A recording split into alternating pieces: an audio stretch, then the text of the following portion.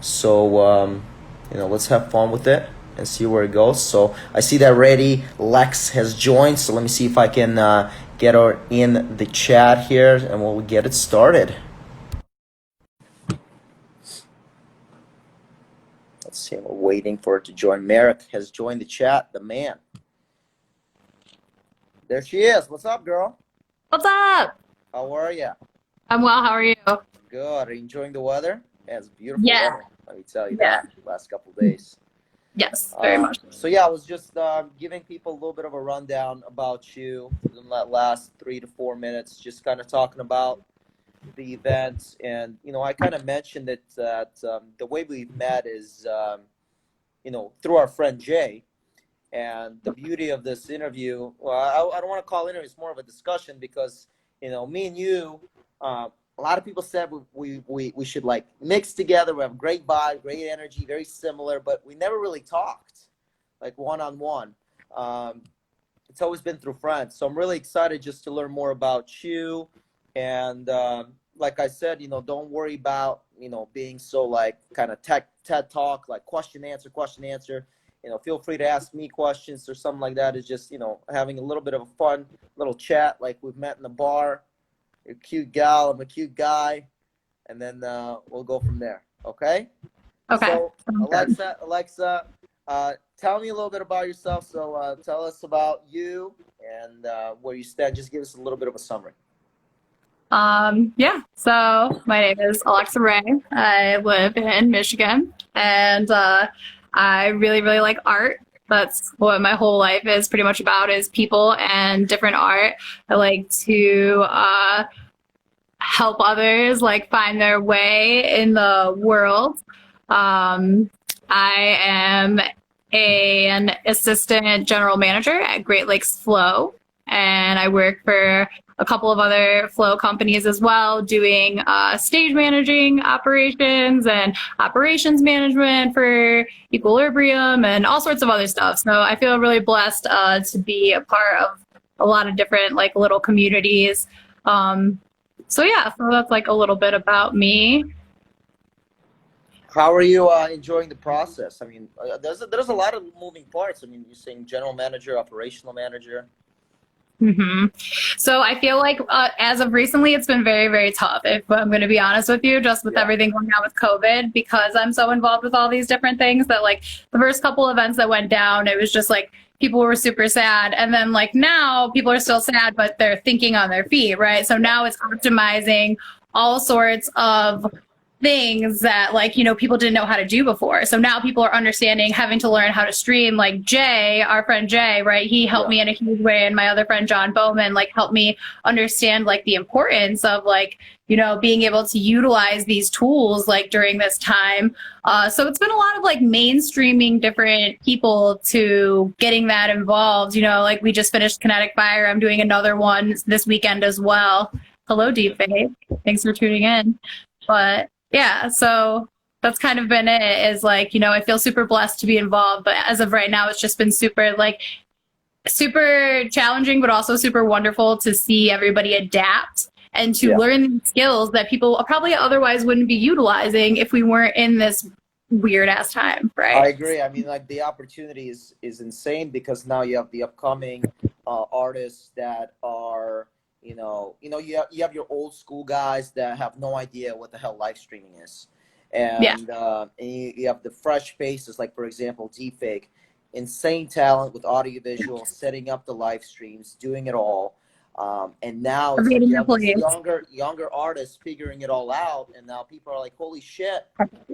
Yeah, so it's now becoming a level playing field for the younger, I guess younger gen creatives to come up and show us their skills.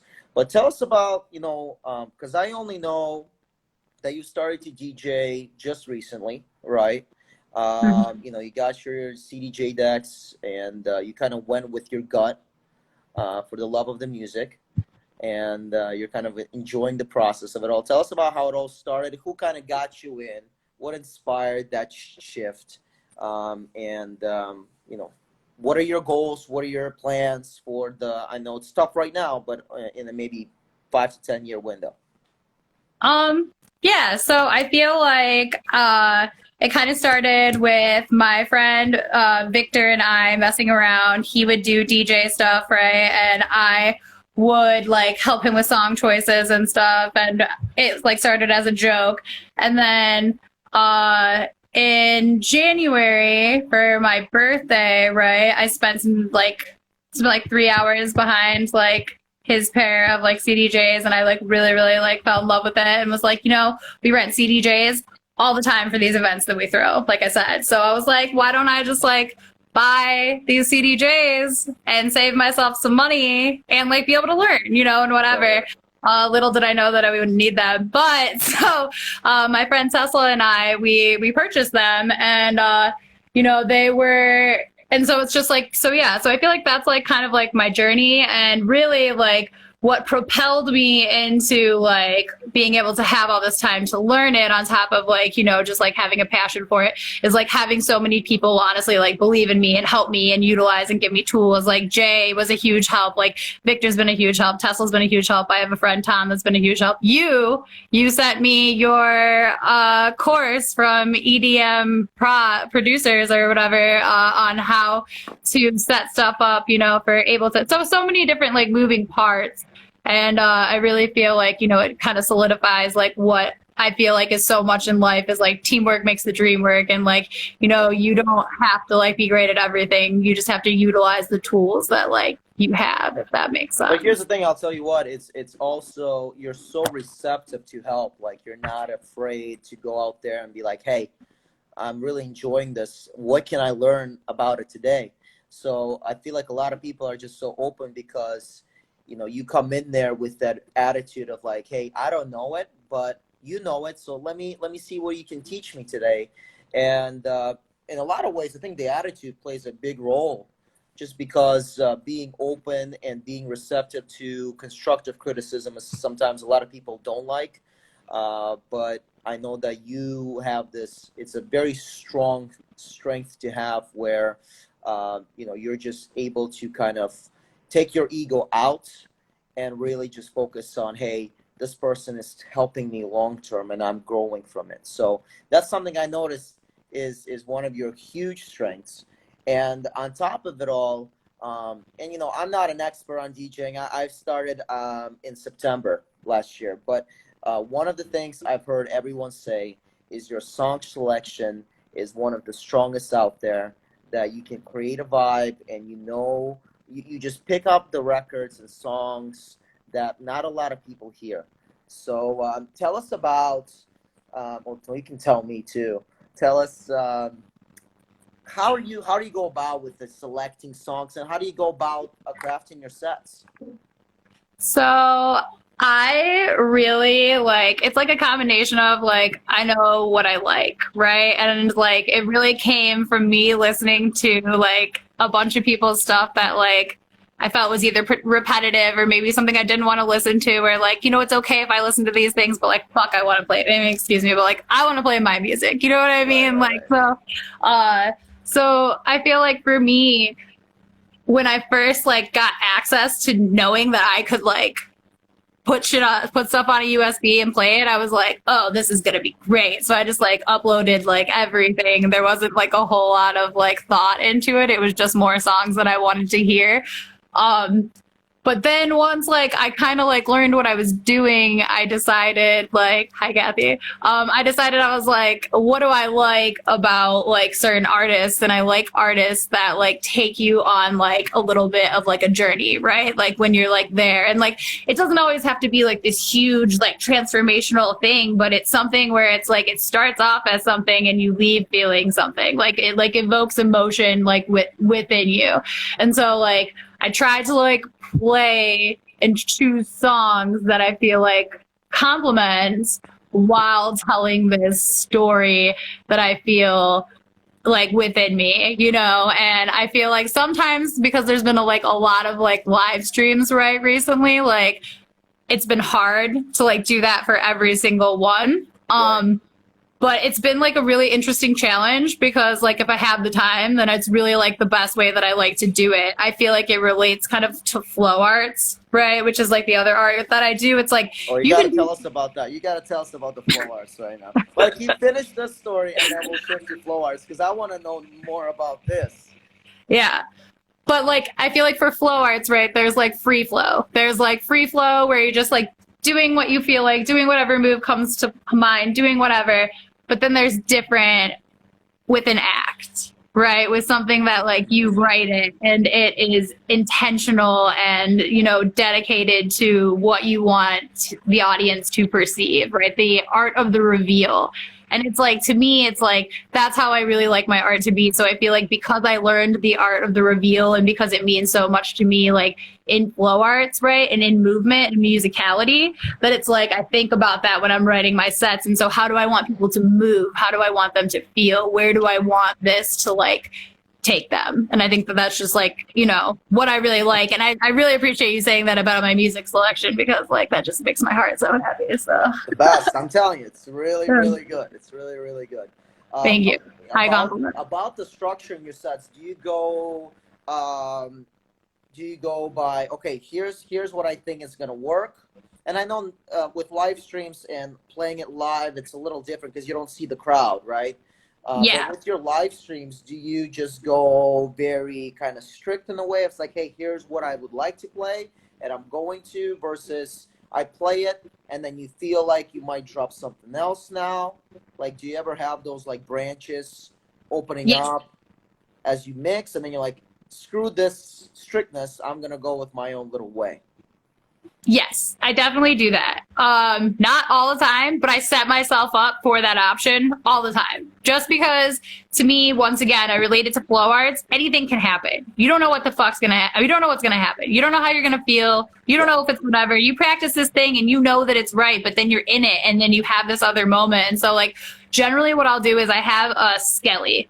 Have a skelly of what I want to do, have an idea of what I want to say, right? Yeah. But then like in between there's like flexibility. And then I have like other songs on there too. So I generally give myself like an hour extra of like different tracks. And then I give myself like whatever. And I have my other USBs there if I really need another track. But I try to, just for myself, keep it locked into like that USB because it's like, especially if I've taken the time. If I've taken the time, sometimes I get nervous and then I start to doubt myself. And so it's like, you have to like, there's like this sense of like knowing whether you're like making the right choice or if you're like unsure. But playing live, I've only played live a few times. And so like, that's like a whole nother ball game because like Right. you can actually see the people and see if they're enjoying it or not. So like that, it's like, it's imperative, I think, to like have an idea, but also to be receptive to what the audience is telling you. And you can see it visibly. So For sure. Like adjusting on the dance floor. yes. So what is the premise? Tell me about this with your sets. What would you say was the biggest learning curve that you had to overcome in the last couple months with just DJing on CDJs?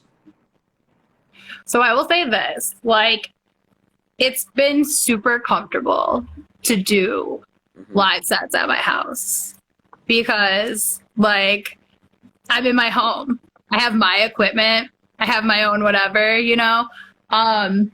But in like the live times that I go out, I would say those are like when I do the most learning, just honestly on the technical aspects alone, because I haven't played on a ton of a different equipment, right? Yeah. So it's like I get to these too, places and it's like, whoa, this mixer is completely different. All the stuff is different. The CDJs are different. Like I've played on like several of the CDJs. The CDJs are pretty much all the same now, so that's not an issue. But I've like a couple of the mixers, I'm just like, Oh yeah. what is Especially happening? the high dive one. The high dive. The The high dive freaks me out so bad. Oh I didn't my know what God, to do. what is Bless going on? Jay, like, and then bless Patrick because like I couldn't figure out what was happening because like it was like they were synced. And it was before I knew what sync was, because when I bought them, my friend was like, "You can't use sync. You don't know whatever." Yeah. And so then, I like had to use sync, and the BPMs were locked in. And so I'm trying to change the BPM, and I'm just like freaking out. And Jay's not paying attention. And this is before Patrick and I were friends, and I'm like, "Oh my God, hello!" And then Patrick like sent Jay over, and he was like, "You gotta like find the BPM. And it's like, that's like the type of like stuff that you like, I don't know, like if you don't know it, then if you've never gone through it, then you For don't know sure. it. How can you learn For from it? sure. You So, know, and then of course on top of the other mixers, you know, you have your X1s. I haven't played on those. You know, there's yeah. other brands Or like that the zone, the yeah, the zone with zone. the Yeah, the four. zone. Yeah, the zone, and then there's many others, and then the way the sound is actually being affected is quite different. So you know, I kind of want to play on those and see, you know, Yeah. see what it allows. Now, I have a question for you. Here's the thing is like Yeah, I'm very excited because recently, as you know, I got a new computer and I got yeah, Ableton. So I'm yeah. trying to learn how to DJ on Ableton because I feel like there's more control in that when you go out to a club. Because if you go to a club, you can like have the mixer and you can do whatever. But if you have your stuff in Ableton pretty much, you already have a good idea of like you know, whatever. Like a lot of my friends I've seen, so I guess it's like a question like how do you feel about DJing on Ableton? A lot of my other friends have been DJing more on Ableton and bringing their laptops out, having a USB as backup obviously, but pretty much like having like DJing off of Ableton versus DJing off of CDJs. No, Have you seen that a lot? I think it's totally fine. Listen, Yeah. you know, we're in the art business. We're creative, so of course there's limitations to some clubs. Like you know, some clubs are like this. You know, like Right. we can't spread out and like have a laptop here, have your able push there. So you might Yeah. need to you know constrict yourself to just you know CDJs within that you know frame. Right. But ultimately, like if you have your own show or you have, you know, some kind of festival where you let them know and they're cool with it and they get that you're, you know, you're being on the creative side. I think it's also people's business and you know that, you know, different venues, different you know, festivals, whatever. They might say yes and no. It's like, hey, we just want you on CDJs, okay? We don't want to touch anything else. Right. You know, it might be different if you're a bigger act. You know, if you're a bigger act, you can go live. You can bring like choir, whatever. Grizz does that. But it might be just a case of what can you bring us in a way of value that we can be okay with. But some people, Right. like for me, like listen, if you want to go live and do your able push, I'm all for it because it shows who you really are, and then the people can really actually connect with you on a personal level. Like, damn, that's what Alexa does. She does flow art. That's so cool. Maybe she can teach me something, or like I've never seen that before. And then they kind of start tapping into their different interests. So it's just kind of, you know, showing that hey, here's how we do things, and it's not necessarily the best way or a perfect way, but maybe how we do things or how we affect you through the process might stimulate your mind into different avenues on your journey or whatever you're doing. It doesn't need to be necessarily DJing or could be life in general. So, but no, but Right. that's awesome to hear, and I'm really excited. I mean, I know you're like you're pushing in so many aspects. It's so exciting to see. I'm like, I gravitate towards people that are extremely motivated and able to learn on the spot. I wanted to ask you this is for tomorrow, what can we expect? Because now, you know, you're playing different sets constantly. You're on Twitch. We should probably toss a link in there on your socials. You know, you have another page, Alexa Creates, which has been extremely successful. And you know, you're in a stage where tomorrow, or not tomorrow, Friday's Friday, event right? Yeah, Friday. is techno, tech house. Are you like for me personally? I'm a little bit nervous just because I don't mix techno that much, and it's a little bit different because the songs are like 7.5 to 9 minutes long on some aspects. I guess two parts. Number one, what can we expect? And number two, how comfortable do you feel within the certain guidelines that are being given, set or not set to set, venue to venue, live stream to live stream? So for this one, Yeah. I'm hyped as heck because I grew up going to movement. I like shout out to everybody that like would have been at movement Shout out to last week. Movement. You know, Shout out like to shout Hearts out to Plaza. movement. Shout out to Pax the House. Shout out to all those wonderful people.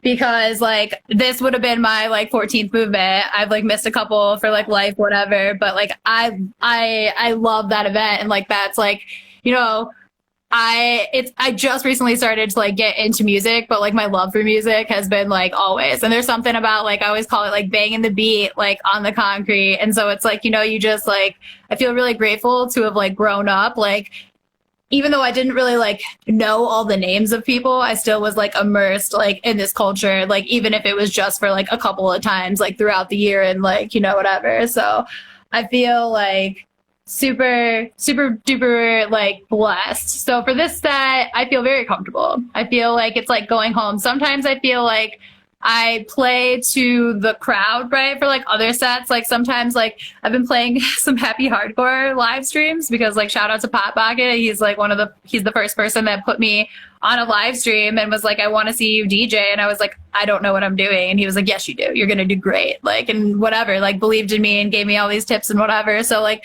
I still do like some happy hardcore streams. And so like usually if I do that, I'll throw in like a little bit more dubstep or a little like some night bass, like so there's like a little bit of like, playing to my audience, but I basically will keep the same, like I always call it like a techno palette, right? Like a techno palette.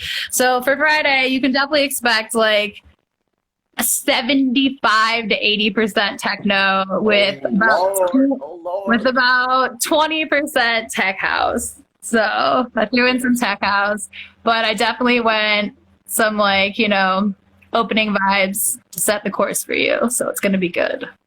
Okay, beautiful. That's awesome. Yeah. So you mentioned Ableton, by the way. Yeah. How's that going? Because that's also that's even more recent than the DJing. So Ableton, for those who don't know, it's a digital audio workstation that allows you. I mean, I would say for majority, it's kind of produce music like from scratch. But there's also you can also do whatever the hell you want. You can do live events with it. You can basically program. It gives you the versatility of creating and crafting your sets to your own liking. And I know you mentioned that a little bit. And I wanted to say, how's that going along? In what direction are you leaning towards? I don't know if you want to give shout out to some people that really kind of encompassed you in the Ableton swim, as I call it, because it's freaking heavy with information and technicality. But tell us a little bit about your Ableton journey. Oh my goodness. I feel like my Ableton journey has like just begun, but like I definitely like have so many different people to like shout out. Like I said, number one, I would say like definitely my friend Tom. My friend Tom, like my friend Key actually got me Ableton Live, you know what I mean? And like, cause he had like a free key or whatever, and it like showed it to me, which is like what started me on the tutorials and stuff. And then you gave me those like tutorials, and my friend Krista, she gave me some tutorials, but I didn't have like the proper structure. So then like I got a new computer thanks to Victor. Victor helped me like figure out the exact computer that I needed. Like super duper awesome. And so I did that, and then so Tom helped me with like Ableton, and like so I've been hanging out with like Tom and Victor, and then my friend Tyler, Mild Movements, he gave me a lesson, and like I said, my friend Krista, who's Kay Dunay, we have done the lesson. We have another lesson tonight. Yeah. So I feel like it's like there are so many different parts to it that like I try to just like spend an hour. Oh, and Yuri. I had a really good lesson with Yuri, and I had a lesson with Kyle, super test. So I've had a couple of lessons now. But like my lesson with Kyle told me, he's like, you need to like get Ableton. He's like, this is like the way of the future, the whatever. He's like, if you really want to like take this seriously, you need to get Ableton. And I was like, shit. So like shout out to Super Task because like definitely sold me on it. So I feel like with Ableton and with all of this stuff, like I really wouldn't be where I am today without like so many like really, really wonderful people. Like even the people that like don't have the like actual like skills to like help me in like the technical side of it. Like my friends Hannah and Corday have like showed up for like pretty much every single live stream. It was like really funny. They showed up on my front porch one time because they knew I was playing a live stream, right, when we were social distancing, and like so they're out on my front porch, but they're out on my front lawn blowing and like hanging out and whatever, and like my friend Chochina and like my roommate Stephanie like letting me live stream all the time, like even when like like before I was live streaming when I just sucked and was just playing all the time, and like Tesla like helping me like understand it. So it's just like a lot of different people. Jay, like really like breaking it down for me and like being there, you know, like we got to like mix, you know, like a couple of times before.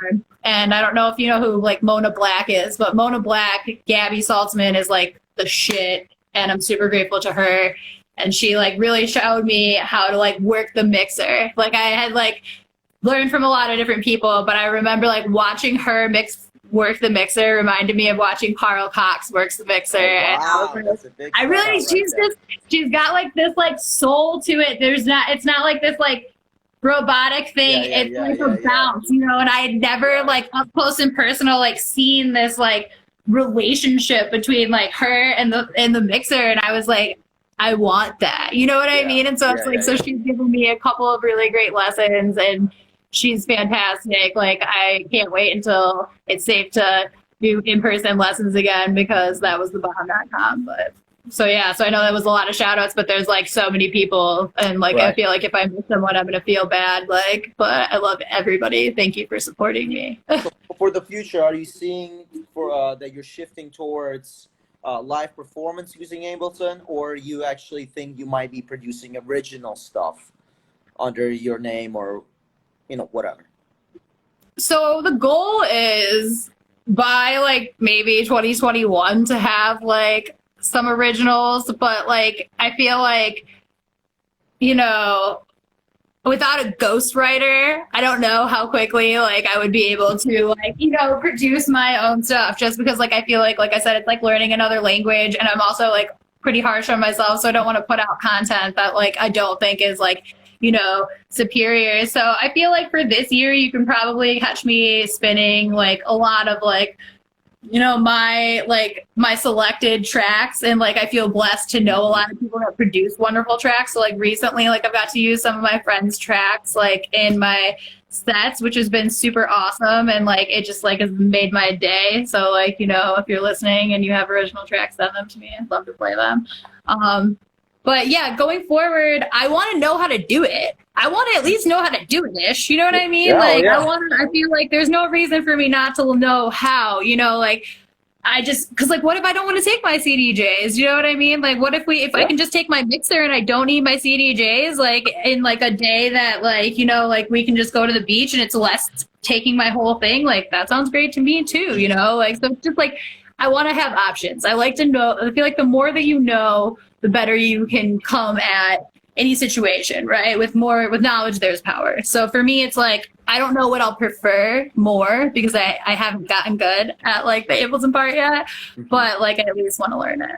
No, I agree with you. I mean, I love the mindset. Again, it's just like you mentioned it. Like for me, it's been mostly about production with Ableton, like heavy production, and that's why like I'm going to Icon in the Yeah, fall for congratulations. it.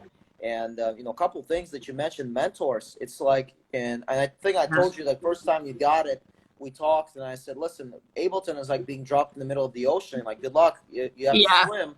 And then what the mentors allow you to do is really just kind of navigate through these waters, because if you don't know what you're doing, you're just going to be swimming in circles.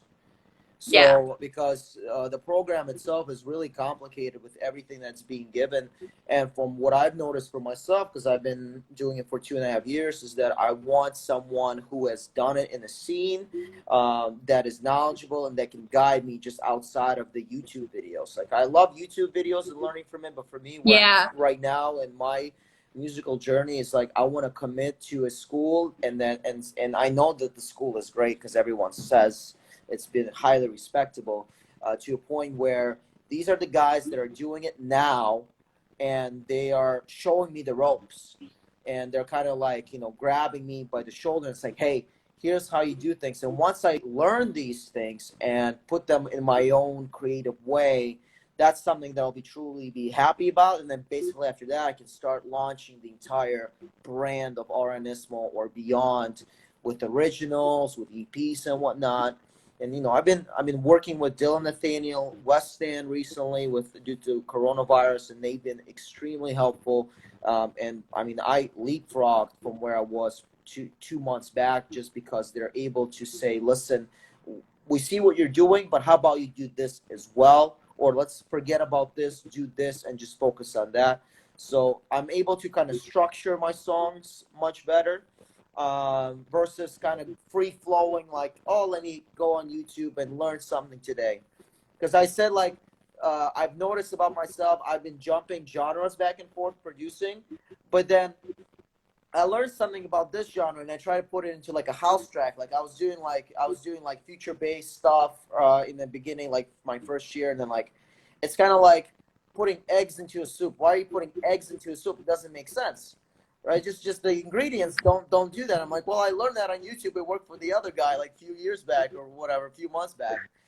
So now for me, it's just I noticed that I want to be a little bit more structured and take the information of people that have done it and are doing it in the music industry, and then just taking that mindset and seeing where it takes me in a couple of years or so.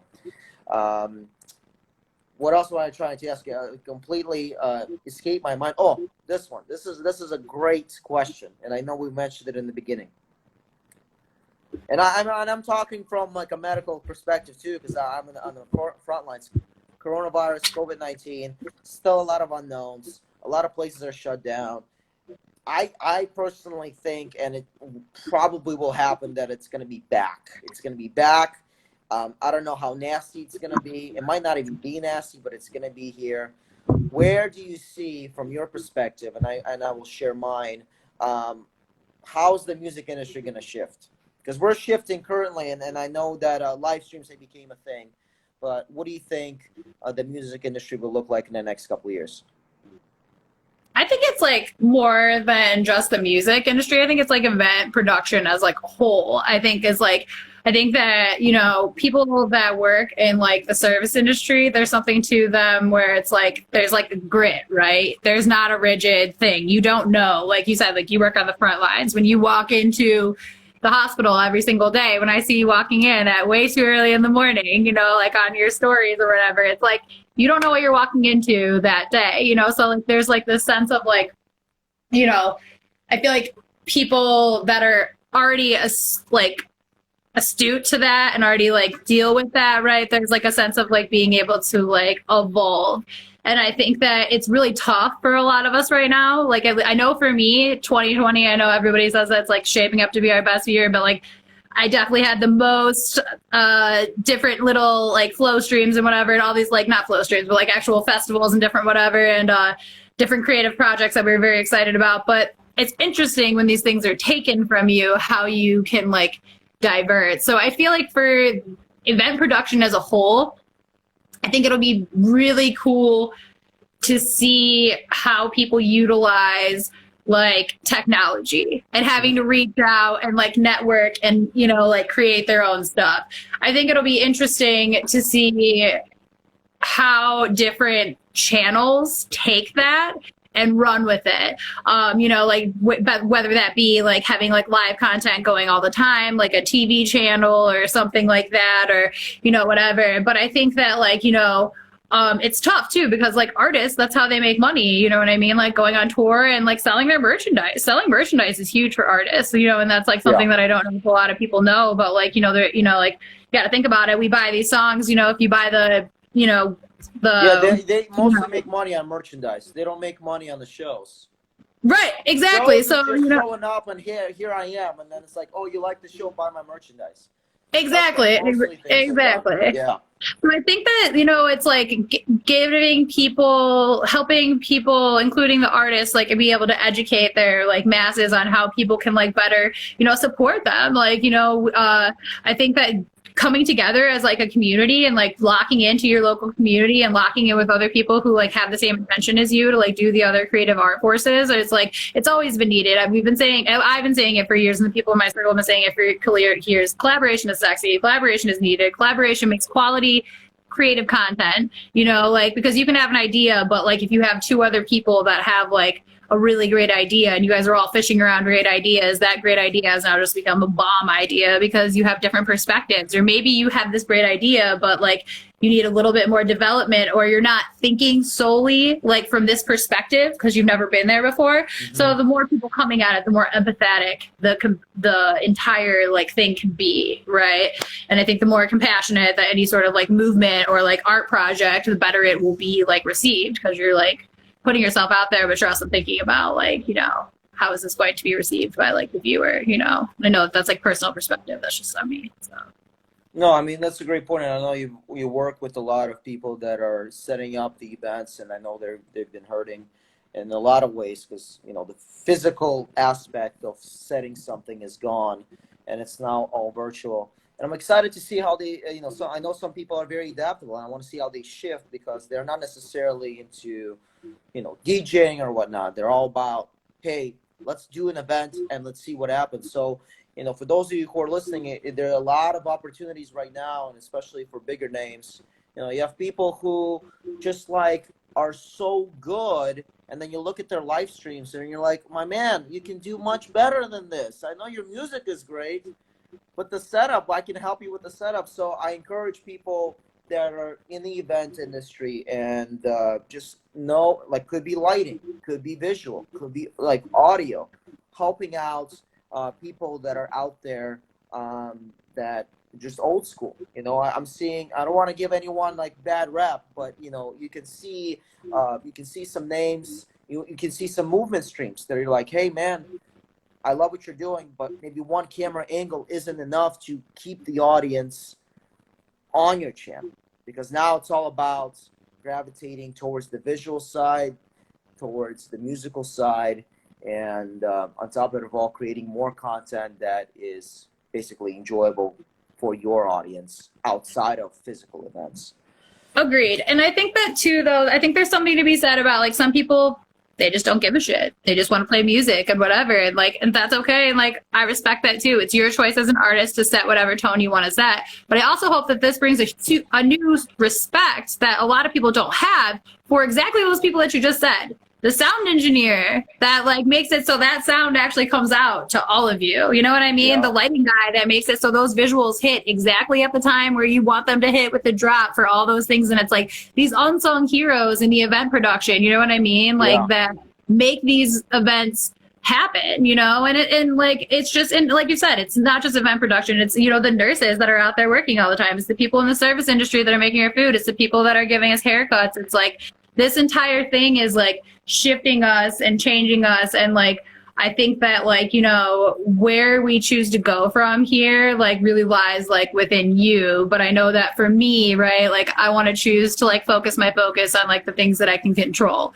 and like the things that like I want to like do with my art and like how I want to like, you know, continue to make the world like a better place. And, you know, even if it's just like in this like little bubble that can shift your movement and shift your day, give you a better attitude, which feeds now into the way that you're treating others because you're in a better mood. You know, it's like these little things that like may seem so minuscule are like the things that make life so important. Like art is like imperative, like you know, especially in times of darkness. Like it's like that's what people like lend to. Like what are you doing in this time, like right when it first happened? Are you watching Netflix? Are you doing whatever? Are you listening to music? Are you watching these YouTube things? It's like this is art. This is the shit that people will, you know, like whatever. And what's so cool is that art is subjective.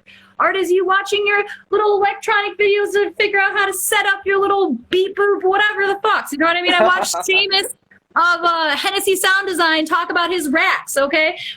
My roommate's looking at me like, you don't know what he's talking about. And I'm like, I sure the heck don't. But I like the way he's talking about him. You know what I mean? Like, it's, yeah, exactly. It's like he's so excited. It just makes me want to know what he's talking about, you know?